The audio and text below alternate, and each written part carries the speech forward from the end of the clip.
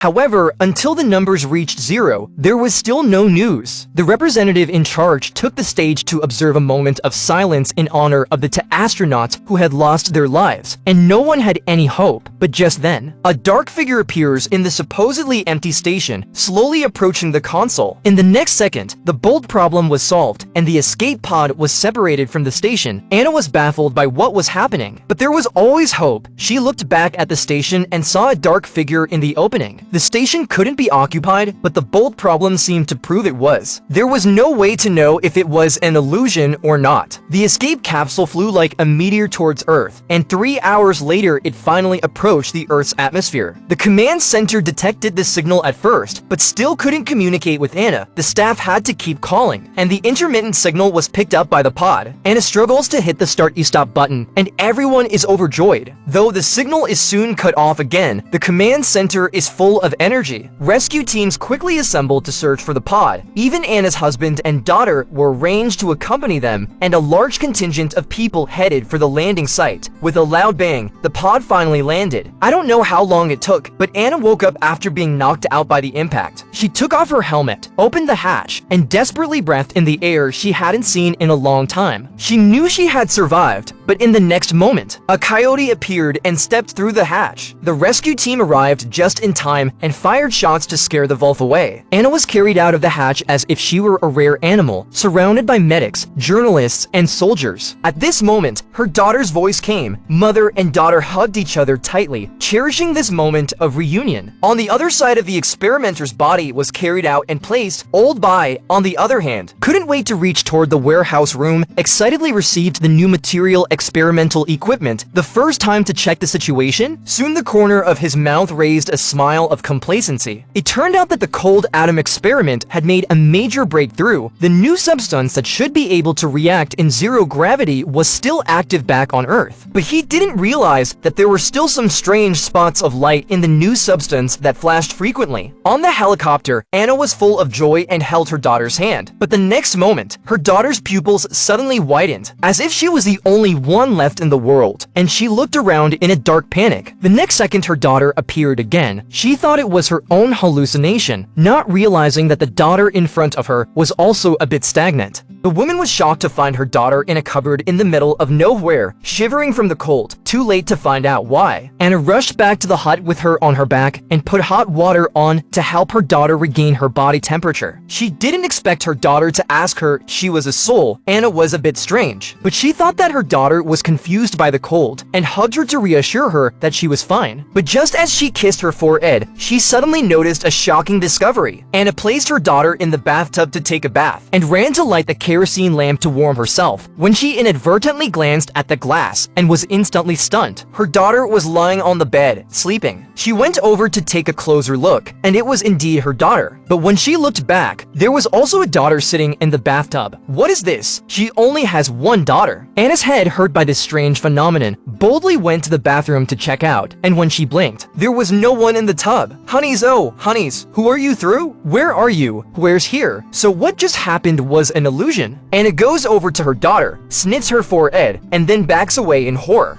looking around for any sign of her presence. But there was no answer except for the daughter in front of her. In order to find her missing daughter, Anna asked her daughter to change her clothes and went out with her to look for her. Before she left, she opened a cabin and took away a precision device with a blue light, which was the energy source used by the space station to experiment with new substances. Why does Anna have it? The scene shifted, and Anna grabbed the oxygen mask and took a big breath before she finally came to her senses. She was still in the space station. Everything just now seemed to be an illusion. Raised her hand to look at the countdown. She was lost for 5 hours. The station's oxygen levels were already in danger. She had to repair the escape pods and get off the moon before the life support system completely collapsed. And then there was another strange knocking on the hatch. Anna doesn't have time to pay any attention to it. Another 5 hours lost and she's out of luck. However, while she was concentrating on her work, a strange object suddenly appeared behind her, and Anna was shocked. In the absence of gravity, something floated over, but it looked familiar, as if it had been used to cover the sacrificed experimenter. She shines a flashlight down on it, but it can't be the experimenter's dead eyes. Anna floated over to take a closer look, and even pressed her face to feel her nostrils to make sure that the person was completely cold before helping her close her eyes and recover the white cloth. Meanwhile, in the ground command center, due to the loss of contact with the space station and the lack of life signs detected, everyone agreed that Anna had died. Oldboy suggested to the leader in charge to send someone to bring back the station's experimental equipment. But this is no different from burning money. Naturally, the authorities couldn't agree, so they kept shouting on the high-frequency channel in the hope that Anna would be alive. At this moment, Anna was concentrating on changing the batteries. She removed the batteries one by one and reinstalled them on the escape capsule, and it took 55 minutes to install each battery, which was quite a lot of work. At that moment, Anna's ears suddenly ring with a whisper. But when she listens carefully, there is nothing. She checks the tablet recording, and the next moment her eyes widen in horror. Perfect. Gotta stop breathing. Stop breathing. John, you stay in heavenly. Paul. The strange noises were coming from the dead lab technician. Anna wonders if they're still alive, so she checks the other side of the hatch. To her surprise, a snake appears behind the glass. She opened the hatch and floated over to it, but realized that it was just the experimenter's severed arm. She wanted to bring his body back to Earth, but just as she grasped the palm of the hand, the two hands parted, and the strange scene disappeared, probably due to fearful illusion. Anna just wanted to get out of there. Luckily, shortly afterward, she finally repaired the escape pod. After some fiddling, the circuits were restored, but real-time communication between Earth and space had not been restored. The only thing on the channel was a recording from the command center telling him to bring the new matter equipment back to Earth with him. Anna had no choice but to return to the station to retrieve the equipment. She never imagined that this little thing would turn her life upside down in the near future. When she returned to the escape capsule, her oxygen level was less than 19%.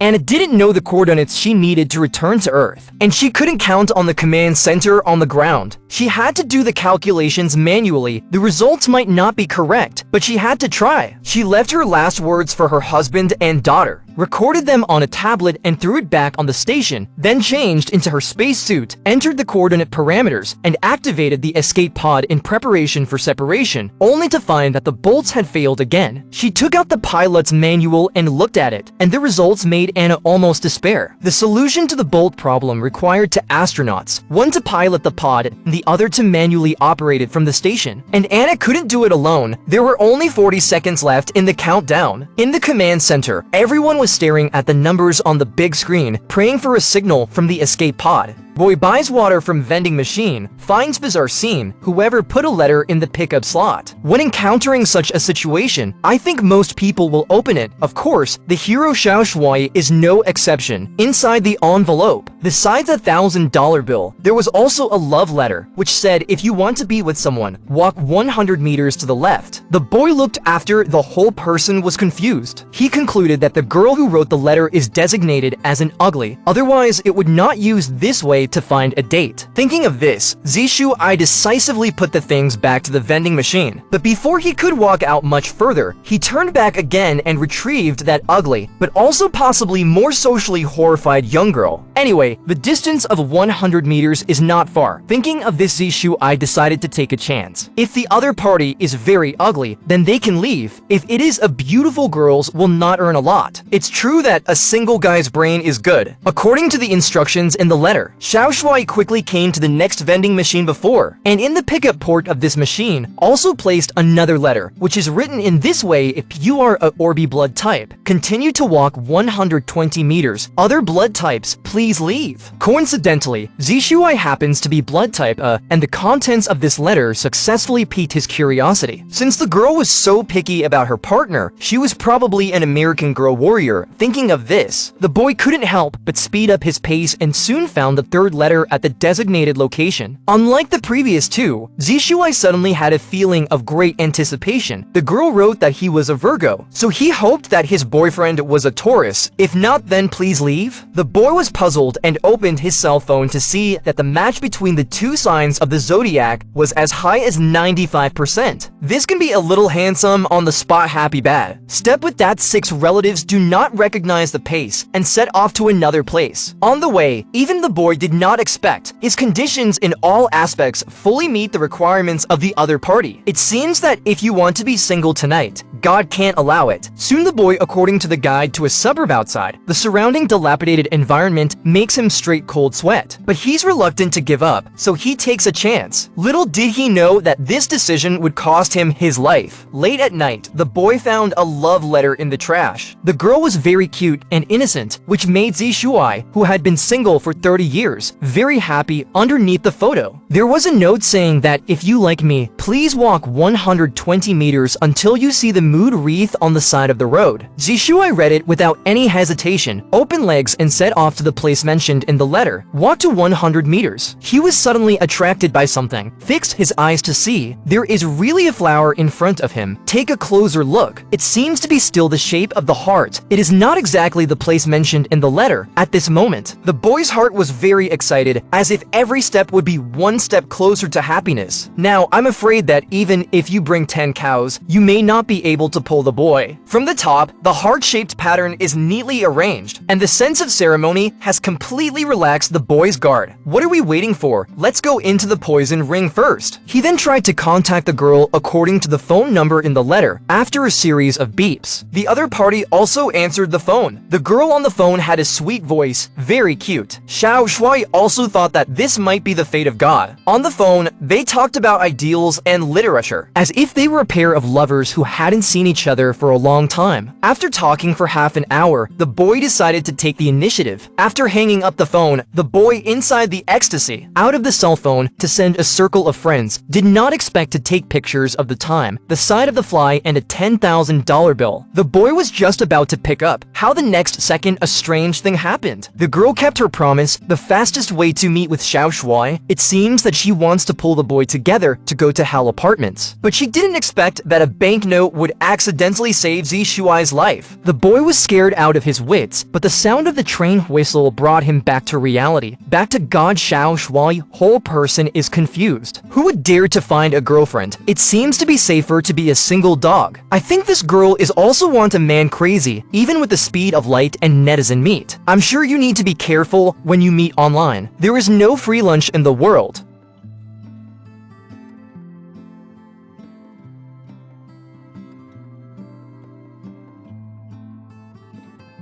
The ugliest girl in the village is getting married today, but the pretty Cui can't get married. At this moment, Cui's heart was especially sad. She walked out of the crowd in a salt on her way home. She noticed that an earring had fallen off. Cui was looking down for the earring. A boy approached her. He asked Cui what she was looking for. Cui said she had lost her earring. The boy said, "Let me help you find it." They stared at the road and searched carefully. Suddenly, it started to rain. Cui told the boy it was raining. "You'd better go back." Cui ran away to get out of the rain. The boy looked at Cui's back as she ran away. He reluctantly turned around and left. It was raining heavily. Suddenly, the boy appeared in the rain again. The boy was drenched like a drenched chicken. When he entered the room, he told Cui that he had found the earrings. Cui looked at the lost earrings. She stood up excitedly. The boy kept breathing heavily, but in his heart, he was very happy. Cui took the earrings from the boy. She stared at the earring for a long time. Cui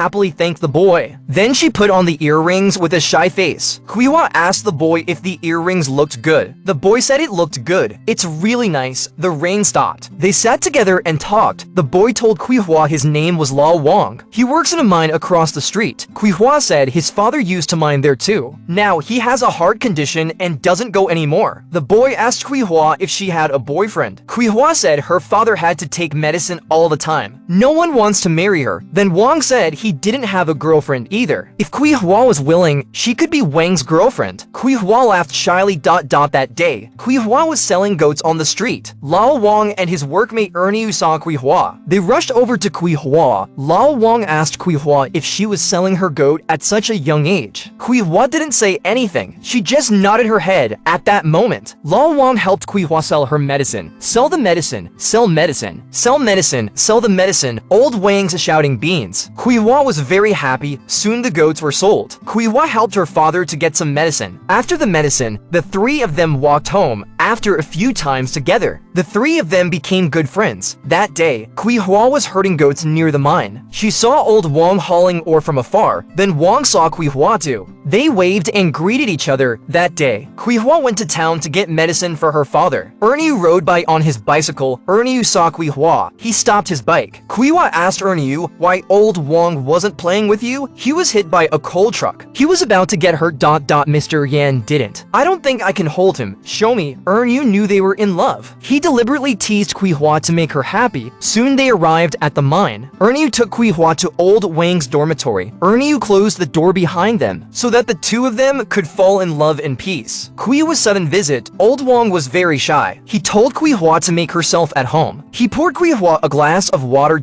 He asked why Cui Hua came to the mine. Ernie said, "You can't even keep your hand." Listen to him. It's just a little fart. Cui Hua was so concerned about Lao Wang's safety, it makes him happy. He's been a bachelor for over 20 years. It's the first time a girl cares about him. She cares about him this day. Cui Hua was herding sheep in the mountains. Old Wong came over to keep Cui Hua company. He took out an apple and cleaned it on his body and gave it to Cui Hua. Wang's thoughtfulness made Cui Hua happy. The time they spent together was short, but they were happy. They talked freely about the future. They reveled in their happiness. That day, Wong invited a matchmaker to Cui Hua's home to propose marriage. When his father found out that the man was a coal miner, he slammed his glass of water on the table. Then he got up and asked the matchmaker to leave. The matchmaker said, "So what if he's a coal digger? You have a daughter who doesn't want to marry. You can't insult people." After that, she left angrily. Cui Hua, who was beside her, was very sad. She's over 30 years old, but she's still not married. At that moment, there was the sound of her father coughing. Cui Hua rushed to see her father.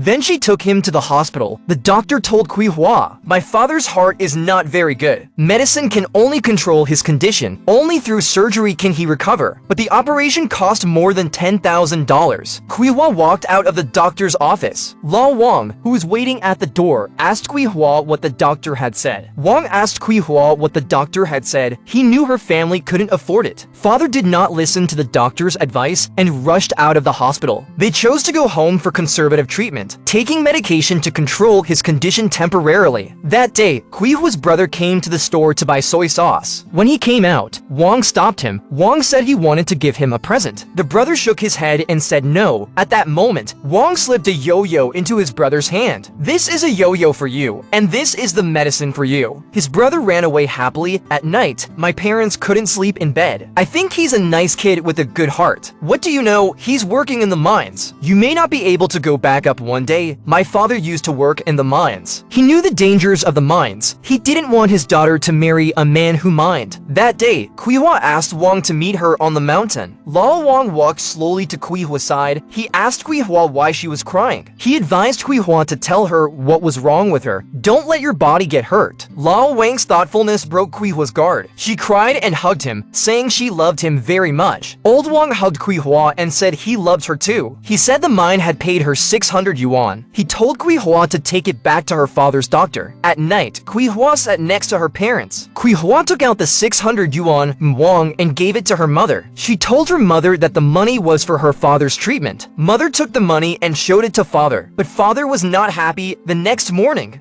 Cui Hua told her parents she wanted to marry Lao Wong. She was already in her 30s. Can't we just keep putting it off like this? Her mother said she thought he was a good man. Father, please agree. My father slammed his glass on the table. He said he didn't agree with old Wong. Cui Hua left in frustration. She went to Wong to tell him how much she missed him. They played happily in the field. They left all their grievances behind. This is the kind of time they want to spend with each other. Suddenly, Cui Hua broke her ankle. Old Wong carried Cui Hua on his back. Cui Happy saw that Lao Wong was sweating. She wiped his sweat with her heart. Old Wong carried Cui Happy on his back for a long time. When he came to the village, he was surrounded by children. The children shouted, "Cui Happy, someone wants her." The children's words made Cui Happy shy and happy at the same time. When she got home, her mother rubbed Cui Happy's face with medicine. She said she'd been careless. At that moment, my father told Wong to leave. Father slammed the door in anger. The next morning, Cui Happy came to the mine to look for Lao Wong. Cui Happy asked Ernie,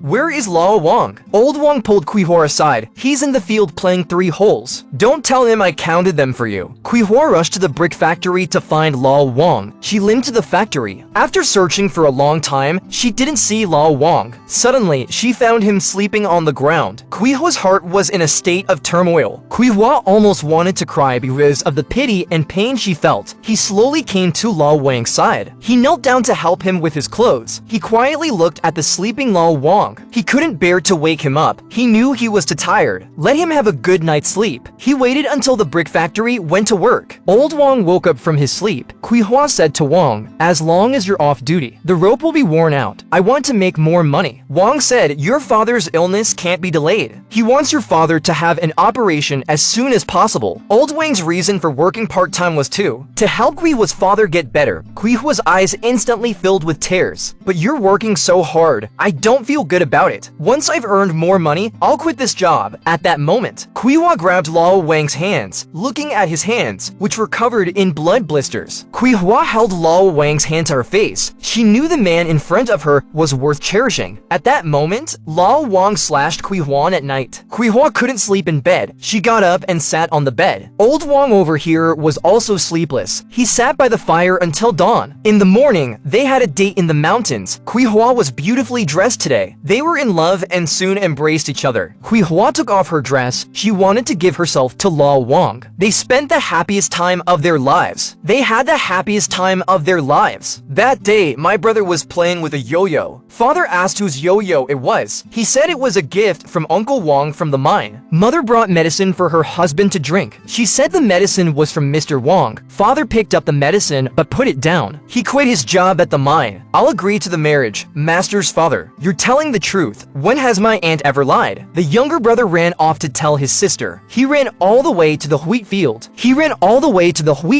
To tell his sister the good news. Cui Happy was so happy that she wanted to tell Lao Wang the good news. He ran quickly towards the mine. He ran 6 or 7 miles in one breath. He arrived at the mine. He pushed open the door to Wang's dormitory, but the dormitory was empty. Cui Happy rushed to the staff cafeteria and asked the aunt. She told Cui Happy that something had happened at the brick factory. The employees had gone to the brick factory. Cui Happy rushed to the factory. Cui Happy went straight to Lao Wang's workplace. Then Ernie suddenly appeared and stopped Cui Happy. Cui Happy realized something had happened to Lao Wang. She wanted to rush into the crowd, but Ernie held her back and said, "Cui Happy, don't go there. Don't go over there." Cui Happy kept struggling, but she couldn't break free. Cui Happy bit Ernie's hand. He rushed into the crowd. He slowly came to Lao Wang's side. Old Wong had already left for another world. Cui Happy knelt down, looked at Old Wong who was covered in blood. She lifted his straw hat. Cui Happy cried out with a broken heart. He helped Old Wong to wipe the blood stains on his body. Cui Happy's grief could not be expressed in words. She held Lao Wang in her arms. Cui Happy's cries echoed over the brick factory. Everyone there wept along with her. Cui Happy held Lao Wang's body. She didn't want to let go for a long time. She wanted to hug Lao Wang more. He let him sleep in his arms for a while longer. Back home, Cui Happy stared out the window. She stared out the window for a whole day. Mother knocked on the door. Cui Happy didn't open the door. Old Wong had an accident. My brother was saddened. My brother knew that Uncle Wong was truly kind to him. Brother looked at the yo-yo Uncle Wong gave him. His eyes were full of tears. He wouldn't say a word. He hasn't eaten for 3 days and nights. His mother couldn't help but cry. She couldn't bear to let go of Wong. In fact, my mother already thought of him as her son-in-law. At that time, the staff from the brick factory came to the door. They said this was the compensation for Wong. Mother should give the money to Cui Happy. You've made a mistake. Concubine. It should go to his family. He has no family. He's an orphan. The staff put the money down and left. That day, Cui Happy came to Old Wang's funeral. She wore a red dress. She wore her hair in a beautiful updo. She came to Wang's coffin. She told him, "I was here to give him a gift. Cui Happy couldn't help but cry again. Suddenly he remembered the past. The two of them were so happy together, were so short-lived, and he didn't have the time to remember the good times he once had. Cui Happy today is to marry Lao Wong.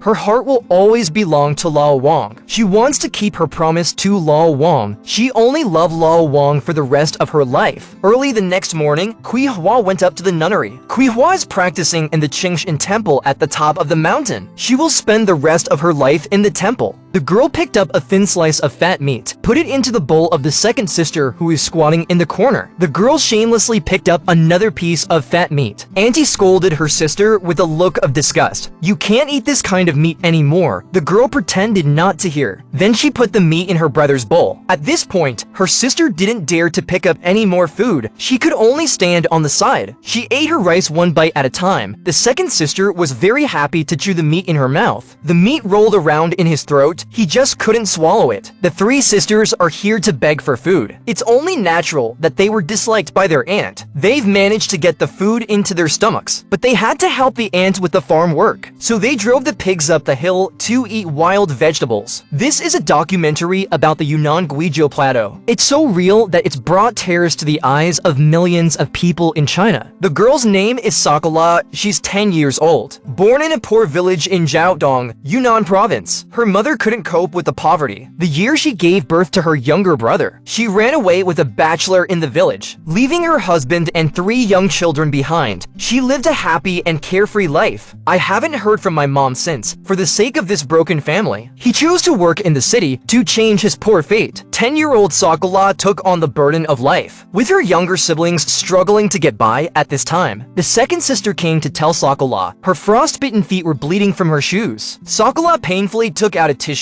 and put it on her wound. The second sister took the tissue and kept drooling on it with her tongue so that it wouldn't fall off. Then she happily put on her shoes. Her water shoes were already torn and tattered. The highlands are damp and cold, with temperatures as low as -10 degrees. The three sisters' feet and hands were already covered with frostbite. At 2 or 3 o'clock in the afternoon, they came back with the pigs. Auntie said there would be no dinner tonight. You have to go back to your own home to eat. Sakala had no choice but to take her brothers. Sakala had no choice but to take her brothers and sisters back to their own home. Then the three sisters built a fire. They held out their frozen hands to the fire. Sakala took off her wet shoes and dried them by the fire. We didn't have any extra shoes. We could only wear them when they were dry. Sakala rubs the mud out of her shoes with a poker. The mud poured out of the shoes and spilled all over the floor. After about 2 or 3 hours, the potatoes in the fireplace were cooked. Tonight's dinner would be the same old baked potato, even though they're tired of the damn baked potatoes. But there were only a few potatoes left in the house. Hungry as they were, they ate them with gusto. Just then, my third brother got flea bites all over his body. He rubbed his back on the bench and cried. Sakala came over and asked his brother what was wrong. He said the fleas were biting him. Prim took him to a bright spot to help him catch fleas. After a while, she caught 7 or 8 big fleas. Sister used her fingernails to crush the fleas one by one. At night, my second sister told my sister. She told her that Sandy wet the bed on the mat every day. Then she rolled up the mat and showed her. She pointed to the straw under the mat and said, "Sandy's pee is all over the mat." Then she touched the wet and moldy area with her finger. She cried out, "It stinks! It stinks!" She ran out of the room. The next day at noon, Sakala and her siblings came to my aunt's house for lunch again. Sakala stood in front of her aunt's house in silence. The look in her eyes was so pitiful. Prim picked up the comb on the table and went out to the house and combed her messy hair. Their family was so poor, they couldn't even afford a comb. They must find something to do when they come to Auntie's house today. Behave themselves so they can get lunch. Second sister went to the pigsty to drive the pigs to graze on the hill. Sakala picked pine towers in a basket. Soon the basket was full. Sakala couldn't breathe with the weight of the basket. She had just returned home. Then she helped her aunt to cut the hog grass. Sakala worked hard to cut the hogweed. In no time at all, she had a big basket full of hogweed. When she got back to her aunt's house and helped wash potatoes, the weather was -10 degrees Celsius. Sakura's hands were red and numb from the cold. In the evening, the three of them made it to dinner without any problems. After dinner, they went back to their house. The second sister said her water shoes shoes were rotten. She asked her sister to mend them with a poker. First, she used a wood chopper to knock the dirt out of the shoes. It took a lot of effort. She finally poured out the soil. When it was time to go to bed, I helped my siblings make their quilts. These quilts are old. Grandma brought them as a dowry for Grandpa's wedding. Now they're antiques. On this day, my father, who had been away for work, came home. The house was abuzz with activity. The children had a father to call. The children had a father to rely on. At that moment, Sandy told Dad he hadn't washed his hands for years. When he heard that, Dad felt very guilty. If he hadn't been forced by life, I wouldn't have left my young children behind. Dad washed his dirty hands. Then he went to chop wood. The children were so happy to be around their father. They couldn't keep their hands off their father, whom they hadn't seen in years. At that time, Grandpa came over for lunch. Grandpa told Sokola to go to her aunt's field. He asked Sokola to go to her aunt's field and chop a cabbage. Sokola sneaked into her aunt's field. She found a big, tall cabbage and chopped it back home. Sokola went back to the corner of the wall. From the corner of the wall, Sokola brought out the dusty dining table. This table had been lying in the corner. It must have been there for 3 years. The three sisters baked potatoes every day. There's no need for such a fancy table. Sokola brought a broom. And swept the dust off the table. Grandpa put the noodles Dad bought in the pot. He put a big pot of water in it. The cabbage noodles were just ordinary noodles, but to the children, it's a rare delicacy. The children were very happy to eat it. This kind of food. Only on New Year's Day do we have the chance to savor it. After dinner, Dad and Sokola talked about sending him to school. His brother and sister went to the city with their father. Although Sokola couldn't bear to leave his brother and sister, but he was happy to go to school. After all, Sokola was 10 years old. He hadn't been to a school yet. At night, Prim washed his third brother's feet, and then Sokola changed her siblings into the new clothes her father had bought for them. The next morning, the younger siblings followed their father to the city. Dad rode his siblings on horseback for 10 miles before arriving at a bus drop-off point. The younger siblings sat in the comfortable seats. They were very surprised. This was the first time in their lives. They had never seen such a beautiful car before. The older sister here also got her wish. She sat in the classroom she had longed for, watching her classmates buy snacks with money. Sakura's mouth was so hungry that she could only watch with folded arms. Her mouth was gagging with desire. Sakura's eyes are so eager to taste it, right? I really want to buy a few packs for him. In class, Prim sat in the last row because he's the tallest person in the class. Because he's older than the rest of the class, he couldn't fit into the class. Sokola was a loner at school. Sokola became a loner. There were no classmates to play with him. He was very lonely at the end of the school day. Prim cooks a big pot of potatoes so he could eat for a week. At night, Prim misses his brothers and sisters without his siblings to chase and make noise. Prim couldn't get used to the peace and quiet. Suddenly, Prim remembers the bag of chili fries she found at school. She put the bag in her mouth, sucking on the oil stains left in the bag, trying to find out the flavor of the chili fries from the residual juice. Because he had never eaten the so-called chili fries, now he could finally taste it. On Saturday, Ying went to help his aunt with the goats. He wanted to eat white rice at his aunt's house. He drove the sheep. Before he knew it, he came to a big rock on the hill. This rock was familiar to Ying whenever he missed his father and mother. Sokola would sit on the rock and look into the distance because his father and mother and his brother and sister, they were all on the other side of the mountain. That day, Grandpa took Sokola to his aunt's house for her birthday. Grandpa took Prim over one mountain after another. He walked for 4 or 5 hours. It was almost dark when we arrived at the aunt's house. Auntie's friends and relatives were all there. The small house was filled with people. The house was too small. We didn't have enough toys to eat. We had to eat in several batches. While the elders ate, Sokola and the other children just watched. The tantalizing pork Sakura's mouth was watering. It was hard to wait until the elders had finished eating. Sakura's turn to eat the meat. He ate the delicious pork to his heart's content. He ate more than 20 pieces of pork and 5 bowls of rice. From the beginning of the year to the end of the year, this was the best meal of the year at New Year's. Dad brought home a beautiful woman. She had 3 children with her. Dad said she'd be your new mom. The house was bustling with activity. A family of 4 became a family of 8. After New Year's,